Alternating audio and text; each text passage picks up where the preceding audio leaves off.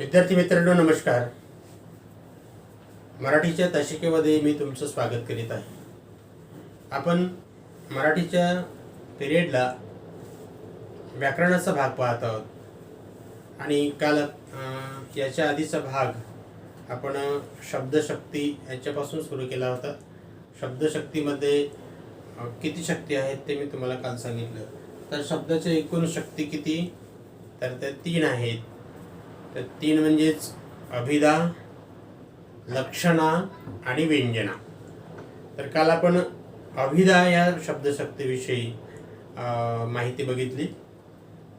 तर त्याच्यासाठी आपण 3 वाक्यांचा थोडा अवलोकन केलं होतं. पहिलं वाक्य आहे, मी आज मोठा दगड पाहिला. दुसरं वाक्य आहे, त्यांचे बोलणे म्हणजे काळ्या दगडावरची रेघ. तिसरं वाक्य आहे, माझ्या मना बन दगड. तर हे 3 वाक्य शब्दाच्या 3ही शक्तीवर आधारित आहे. पहिल्या वाक्याचा अर्थ असा होतो, म्हणजे इथं दगड आहे, इथेही दगड हा शब्द आहे आणि इथेही दगड हा शब्द आहे. तर परंतु त्याचा वाक्याच्या संदर्भानुसार अर्थ वेगवेगळा दिसतो आपल्याला. म्हणजे कसा, मी आज मोठा दगड पाहिला. इथं अभिधा शब्दशक्तीनुसार म्हणजेच वाचता बरोबर जेव्हा शब्दाचा अर्थ कळतो, त्या वाक्याचा अर्थ कळतो, तिथे अभिधा शब्दशक्तीच्या प्रभावाने तो अर्थ आपल्याला समजतो असं आपण समजूया. दुसरं वाक्य आहे, त्यांचे बोलणे म्हणजेच काळ्या दगडावरची रेघ. तर इथे पण काळ्या दगडावरची रेघ हा शब्दसमूह आलेला आहे. म्हणजेच दगडावर काढलेली रेघ हा त्याचा वाच्यार्थ होईल. परंतु त्या पूर्ण वाक्याचा जर विचार केला, पूर्ण वाक्याचा अर्थ काढतो म्हटला तर कधीही न मिटणारे त्यांचे बोलणे, कधीही न संपणारे, म्हणजे प्रभावशाली बोलणे असं आपल्याला म्हणता येईल. म्हणजे त्यांचे बोलणे म्हणजेच काळ्या दगडावरची रेघ, म्हणजेच काळ्या दगडावर काढलेली रेघ नाही, तर कायमस्वरूपी टिकणारे बोलणे. याचं जर आपल्याला वर्णन करायचं असेल, एखादा व्यक्ती तत्व प्रधान असतो, तो बोलतो तसाच वागतो, आपलं बोलणं कधीही मागे घेत नाही, त्याच्या बोलण्याला महत्व असते, तो जसा बोलतो तसंच घडत असते किंवा त्याप्रमाणे वागतो. तर अशा व्यक्तीचं वर्णन करताना आपण अशा प्रकारची वाक्यरचना करू शकतो. म्हणून त्यांचे बोलणे म्हणजेच काळ्या दगडावरची रेघ, म्हणजेच त्यांनी दिलेला शब्द हा ते पाडतात. तर अशासाठी आपल्याला हे वाक्य गृहीत धरता येईल. तर ही लक्षणा शब्दशक्तीमुळे त्याचा अर्थ कळतो. तर लक्षणा शब्दशक्तीचे काही वैशिष्ट्य आहेत. हे वैशिष्ट्य 4 वैशिष्ट्य आहेत. बघूया लक्षणा शक्तीचे वैशिष्ट्य. पहिला वैशिष्ट्य, दुसरा अर्थ सूचित होतो. आता हा जो वाक्य आहे, त्यांचे बोलणे म्हणजे काळ्या दगडावरची रेघ, याचा अर्थ असा होतो की त्यांचे बोलणे हे ते बोलल्याप्रमाणे वागतात किंवा त्यांच्या बोलण्याला महत्व आहे, हा दुसरा अर्थ निघतो. परंतु वाचता बरोबर त्याचा अर्थ जर वाच्यार्थाने अर्थ काढतो म्हटला तर दगडावर काढलेली रेघ, ह्या 3 काळ्या दगडावरची रेघ म्हणजे काळ्या दगडावर काढलेली रेघ असं त्याचा सरळ अर्थ होईल. परंतु या वाक्याला तो शोभणारा नाही किंवा या वाक्यातून तो अर्थ निघणार नाही. म्हणून एखाद्या व्यक्तीचं वर्णन करायचं असेल, तो प्रभावशाली व्यक्ती असेल, शहाणा व्यक्ती असेल, तो बोलतो तसंच होतो किंवा तो बोलतो तसं करून दाखवतो, तसंच वागतो, अशा व्यक्तीचं वर्णन करायचं असेल तर आपल्याला त्यांचे बोलणे म्हणजे काळ्या दगडावरची रेघ असं त्याचं वर्णन करता येईल. तर म्हणजे त्याच्यातून काय दुसरा अर्थ, म्हणजे दगड ह्या शब्दापेक्षा दुसरा अर्थ सूचित होतो. कधीही न संपणारे, कधीही न मिटणारे असं त्याचा अर्थ, दुसरा अर्थ सूचित होतो. दुसरा वैशिष्ट्य, बहुतेक वेळी मूळ अर्थाला बाधा येते. इथे मूळ अर्थ नसतो, बहुधा दुसरा अर्थ निघतो. म्हणजे मूळ अर्थ हा बाजूला राहतो आणि म्हणजे मूळ अर्थाला बाधा येतो असं त्याचा अर्थ. त्याच्यानंतर तिसरा वैशिष्ट्य आहे, मूळ अर्थ उपयोगी पडत नाही. मूळ अर्थ कोणता लागेल त्याचा? काळ्या दगडावर काढलेले रेघ, पण ते इथं उपयोगी पडत नाही. दुसरा अर्थ घ्यावा लागतो. म्हणून दुसरा अर्थ कोणता? की त्यांचे बोलणे हे कायमस्वरूपी टिकणारे असते. ते बोलले ते मागे घेत नसतात आपले बोलणं, म्हणजेच त्यांचे बोलणे हे शेवटपर्यंत कायम राहते. चौथा वैशिष्ट्य आहे, लक्षणाशक्तीच्या सहाय्याने प्रकट होणाऱ्या अर्थाला लक्षार्थ असे म्हणतात. तर लक्षणाशक्तीच्या सहाय्याने जो अर्थ आपल्याला कळतो तो त्या अर्थाला लक्षार्थ असे म्हणतात.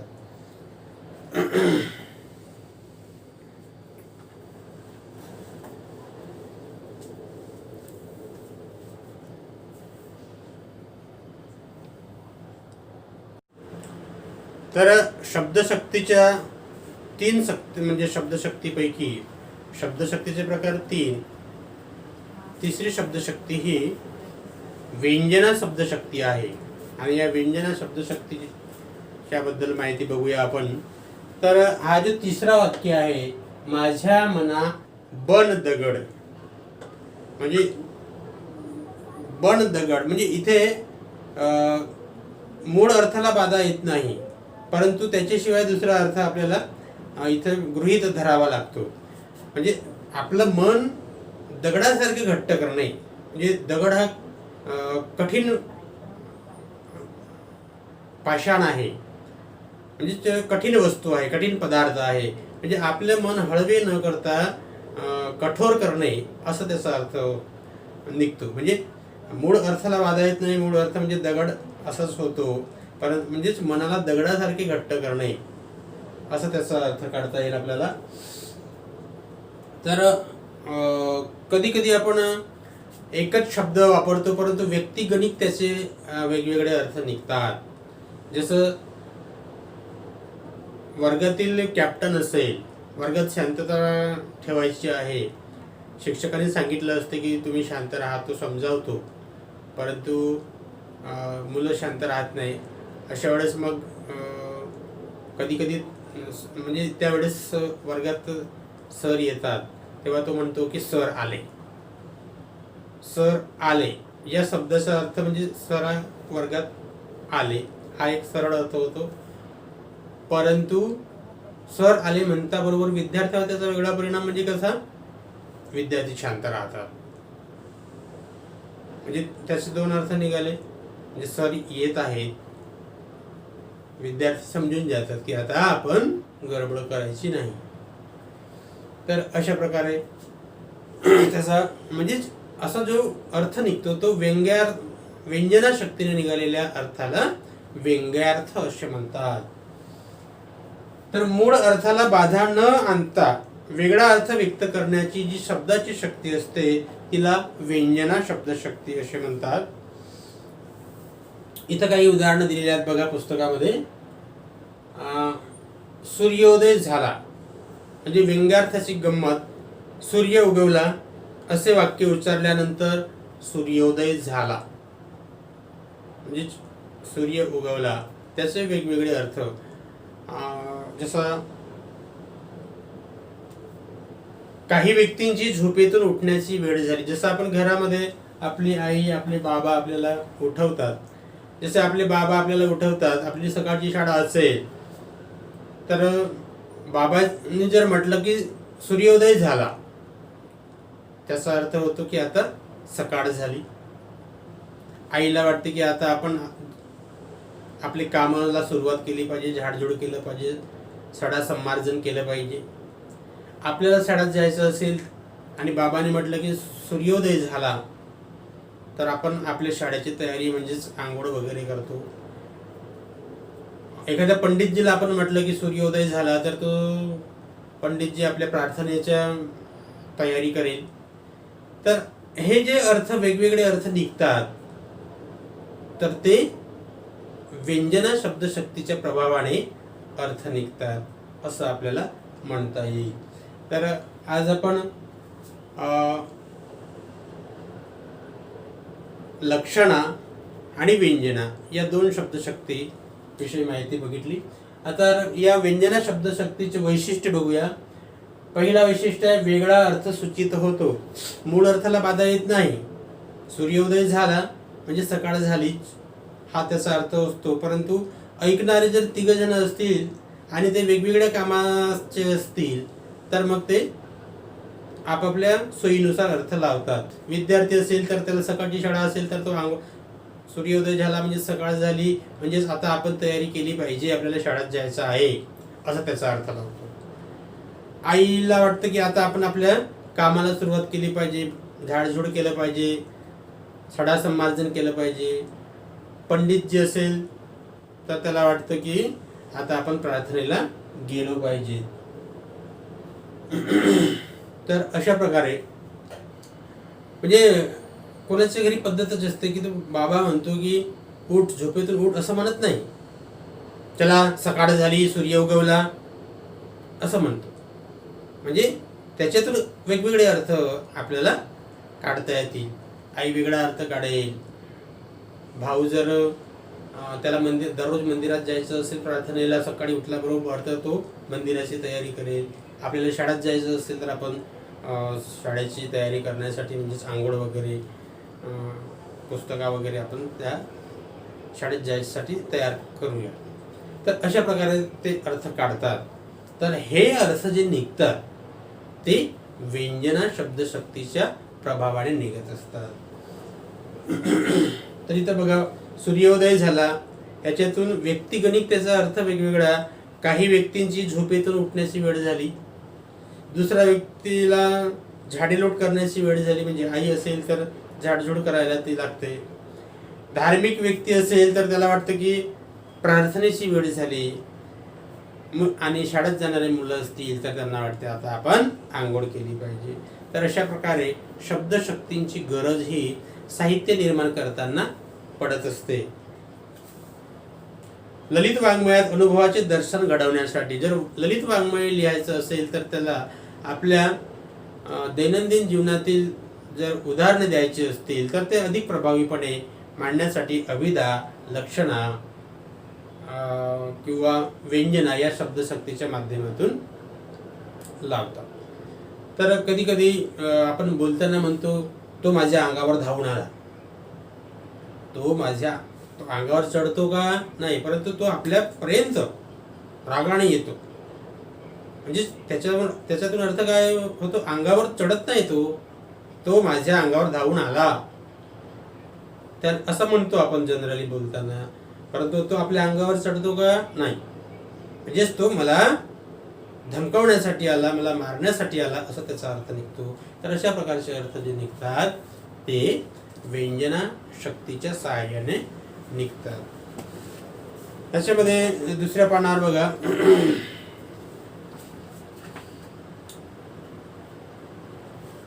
कधी कधी लेखकांना किंवा कवींना त्यांच्या शब्दाच्या पलीकडचा भाव व्यक्त करायचा असतो तर ते या लक्षणा किंवा व्यंजना शब्दशक्तीचा आधार घेतात. मूळ भावार्थाशी संलग्न अर्थ व्यक्त करण्यासाठी मूळ भावार्थ आहे आणि त्याला जोडून जर अर्थ आपल्याला लावायचा असेल तर ते शब्दशक्तीचा वापर करतात. लेखकांच्या व कवीच्या भावछटा व्यक्त करण्यासाठी लेखकाच्या मनात जे सांगायचं असते ते सांगण्यासाठी लेखक किंवा कवी या शब्दशक्तीचा वापर करतो. काव्यात व्यंग्यार्थामुळे सूचकता व अधिक परिणामकारकता साधण्यासाठी, काव्यामध्ये अधिक परिणामकारकता असेल, सूचकता आणायची असेल तर व्यंजना, लक्षणा या शब्दशक्तीचा ते आधार घेतात. आता इथे काही विविध उदाहरणे आहेत.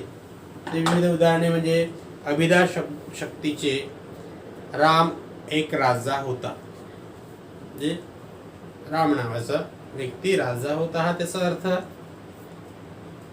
लक्षणा शक्तीचा उदाहरण दिला, यात काही राम नाही. राम नसणे म्हणजे तथ्य नसणे, अर्थ नसणे, अर्थहीन गोष्ट असणे असं, म्हणजे मूळ अर्थाला बाधा आली आणि त्याच्यातून दुसरा अर्थ निघतो, याच्यामध्ये काही तथ्य नाही असं. त्याने राम म्हटले. राम म्हटले म्हणजेच स्वर्गवासी होणे किंवा हे पृथ्वी सोडणे किंवा म्हणजे मरण येणे, त्याने राम म्हटले. जसं आपण पाहतो पिक्चरमध्ये किंवा कोणाच्या अंत्ययात्रेमध्ये राम नाम सत्य आहे वगैरे वगैरे. तर त्याने राम म्हटले म्हणजेच त्याने हे या जगाचा निरोप घेतला असं त्याचा अर्थ होतो. म्हणजेच राम म्हटणे हा मूळ अर्थ, आणि त्याला म्हणजेच दुसरा अर्थ म्हणजेच या पृथ्वीचा किंवा या जगाचा निरोप घेणे. तलावात भरपूर पाणी आहे. अभिधा शब्दशक्तीच्या दुसरा वाक्य, तलावात खूप पाणी आहे. पूर्ण भरलेला तलाव आहे असं जर तर तलावात भरपूर पाणी आहे असं त्याचा अर्थ निघतो. त्याच्या डोळ्यातील पाणी आटले. त्याच्या डोळ्यातील पाणी आटले म्हणजेच त्याच्यातून वेगळा अर्थ निघतो की तो एवढा रडला की आता त्याच्या डोळ्यात म्हणजे आश्व सुद्धा नाही आहे. म्हणजेच त्याला खूप दुःख झाला, रडून रडून त्याचे डोळे कोरडे पडले असं त्याचा अर्थ. लात मारेल तिथे पाणी काढेल. आता इथे पाणी हा शब्द त्याला बाधा येत नाही, पाणी हा शब्द आहेच. परंतु एखाद्या व्यक्तीचं सामर्थ्य किंवा त्याचं कर्तृत्व सिद्ध करायचं असेल, म्हणजे तो कर्तबगार व्यक्ती आहे, त्याचं वर्णन करायचं असेल तर तो काही साधा सुद्धा माणूस नाही. लात मारेल तिथं पाणी काढेल असे त्याचे कर्तृत्व आहे. म्हणजे सामर्थ्यवान व्यक्तीचे वर्णन करायचं असेल तर व्यंजना शब्दशक्तीच्या माध्यमातून शब्दाची रचना केली जाते. तिसरं वाक्य बघा, ही वाट डोंगर गावची आहे. वाट म्हणजे रस्ता, म्हणजे आपल्याला डोंगर गावला जायचं आहे तर त्या डोंगर गावला जाण्यासाठी हा रस्ता आहे.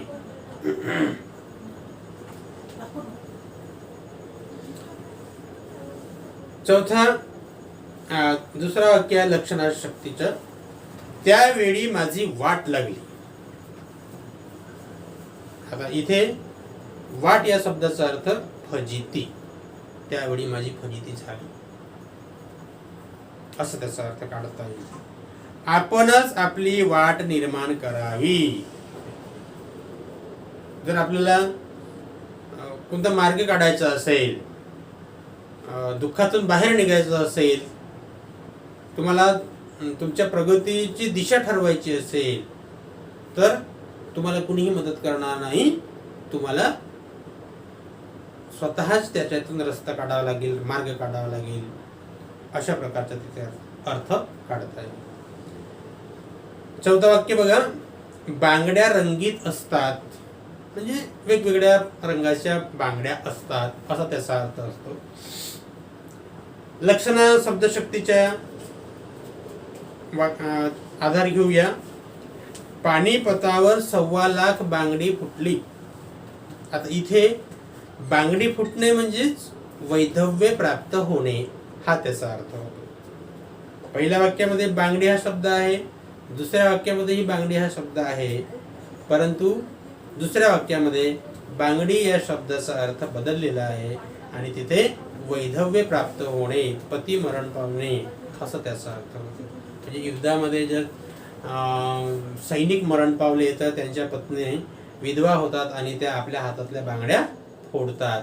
तर लेखक पानिपतच्या युद्धाचं वर्णन करताना काय म्हणतो की पानिपतावर 1.25 लाख बांगडी फुटली. म्हणजेच 1.25 लाख सैनिक हे युद्धामध्ये मारले गेले. अखेर येते निरोप घेऊन निवांत मार्गात ते कंकण म्हणजेच बांगडी. इथं सुद्धा बांगडी या शब्दाचा अर्थ आलेला आहे. तर अशा प्रकारे त्यांच्या प्रसंगानुसार वेगवेगळे अर्थ आपल्याला लावता येईल. मावळतीचा सूर्य सुंदर दिसतो. म्हणजे सूर्यास्ताचं वर्णन करायचं असेल तर सकाळचं सूर्योदय होतो तेव्हाचं दृश्य हे चांगलं असते. तसंच सूर्यास्त होतो तेव्हाचे मावळतीचा सूर्य सुंदर दिसतो. म्हणजेच सूर्य मावळत आहे आणि त्यावेळेस त्या सूर्याचं वर्णन किंवा सूर्याचा जो देखावा असतो तो खूप विलोभनीय असतो, देखण्या असतो, असं त्याचा अर्थ.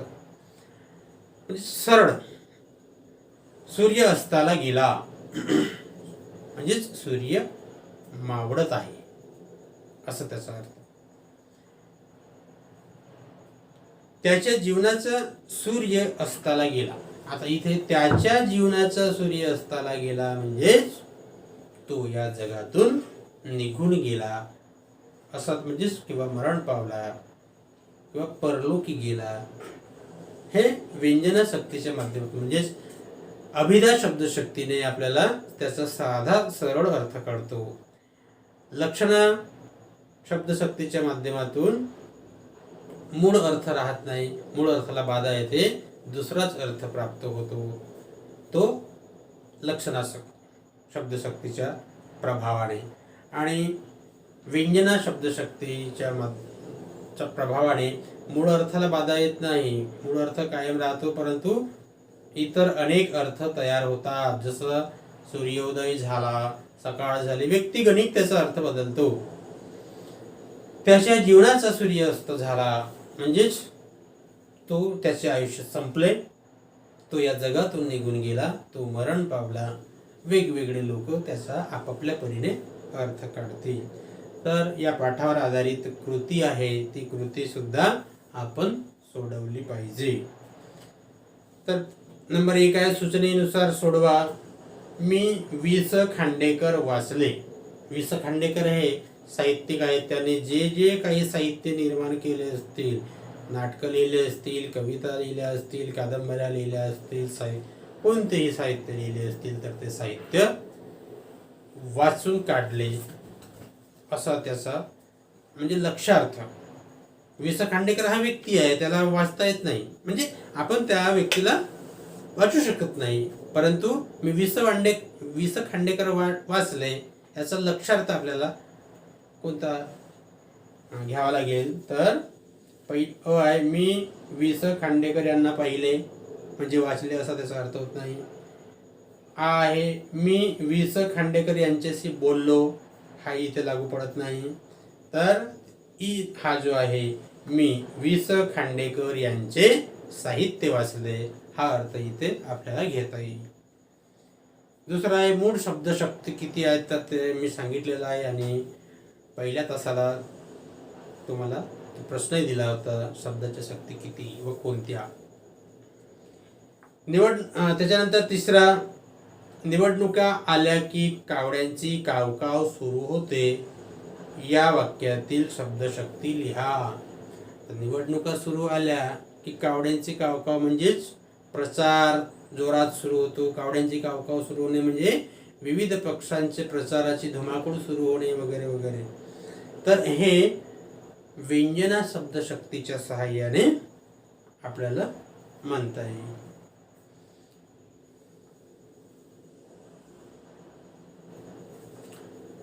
चौथा आहे आपल्या भोवती वावरणाऱ्या कोल्ह्यापासून दूरच राहावे, या वाक्यातील कोल्हा या शब्दातून व्यक्त होणारा लक्षार्थ. तर कोल्हा म्हणजेच आपण त्याचा एक प्रकारचा धूर्त प्राणी म्हणतो आपण, परंतु कोल्हा प्रत्यक्षात आपल्या संपर्कात येत नाही. तर कोल्ह्याच्या वृत्तीची माणसं म्हणजे धूर्त माणसे, जंगलातील धूर्त प्राणी म्हणजे कोल्हा, हा अभिधा शब्दशक्तीच्या माध्यमातून तो अर्थ कळतो. आहे मळ्यातील मका खाणारा, मळ्यामध्ये मका खायसाठी येतो एखादा कोल्हा, परंतु आपल्या भोवती वावरणाऱ्या कोल्ह्यापासून दूरच राहावे. तर यातील कोल्हा या शब्दातून व्यक्त होणारा लक्षार्थ म्हणजे लक्षणा शक्तीच्या सहाय्याने जो अर्थ कळतो तो अर्थ म्हणजे धूर्त माणसे, चालाख माणसे. घरावरून मिरवणूक गेली, या वाक्यातील शब्दशक्ती लिहा. घरावरून, घराच्या वरून मिरवणूक जात नाही. जसं मी मगाशी उदाहरण सांगितलं, तो अंगावर धावून आला, अंगावर वरत चढत नाही, परंतु तो धमकी द्यायला आला, मारायला आला, जवळ आला, असं त्याचा अर्थ. तर तो असा घरावरून मिरवणूक गेली असे वर्णन करतात कधी कधी साहित्यामध्ये. तर ती घराच्या वरून मिरवणूक जात नाही. तर हा असे जे वर्णन असते ते व्यंजना शब्दशक्तीच्या माध्यमातून. 6वा आहे, मी एक लांडगा पाहिला. या वाक्यातील शब्दशक्ती लिहा. साधा आहे, वाचता बरोबर त्याचा अर्थ कळतो आपल्याला. कोणता? वाचता बरोबर अर्थ कळला सरळ सरळ तर अभिधा ही शब्द शक्ती असते. त्याच्यानंतर दुसरा पेज पहा. समाजातील असले साप ठेचलेच पाहिजेत. या वाक्यातील शब्दशक्ती लिहा. समाजातील असले साप. साप हा धोकादायक प्राणी आहे, म्हणजे विषारी प्राणी आहे.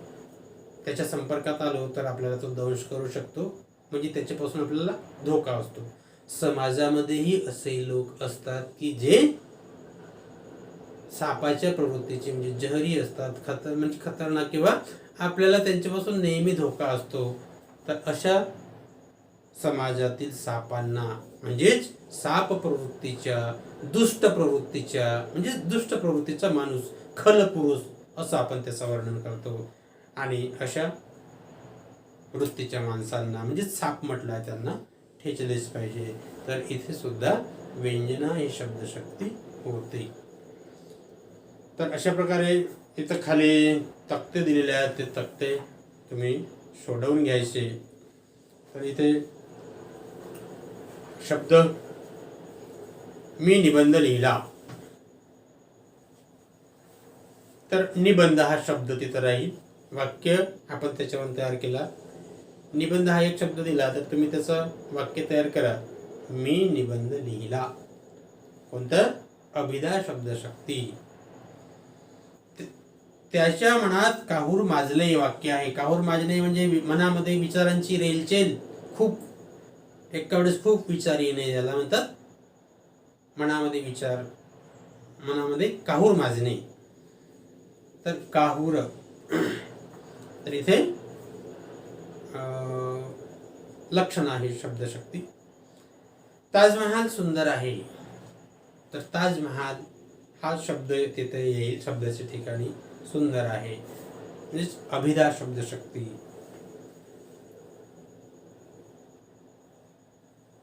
फारच शहाणी आहेस तू.